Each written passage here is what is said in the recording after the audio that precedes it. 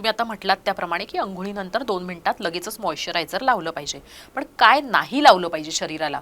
म्हणजे आपल्याकडे पारंपरिक पद्धतीनुसार आपलं स्किन थोडीशी ड्राय झाली की आपण तूप, तेल या गोष्टी लावतो. कधी कधी तर मध लावण्याची सुद्धा काही जण सल्ला देत असतात. तर मग ह्या सगळ्या गोष्टी लावल्या गेल्या पाहिजेत का?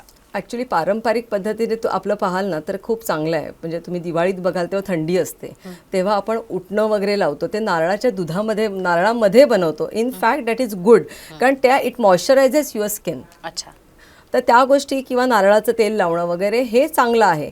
पण बऱ्याच वेळा ते घरेलू पॅक्स बनवतात की चण्याचं पीठ किंवा त्याच्यामध्ये लिंबू पिळून, मग असे हे ऑइली स्किनसाठी जातात. हेच जर ड्राय स्किनवाल्याने लावलं तर मग उलट त्याचा असर येतो. ओके.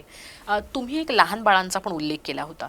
तर ते लहानपणी एक्झिमा होतोय किंवा जन्मतःच बाळाला झाला तर ते कसं ओळखायचं?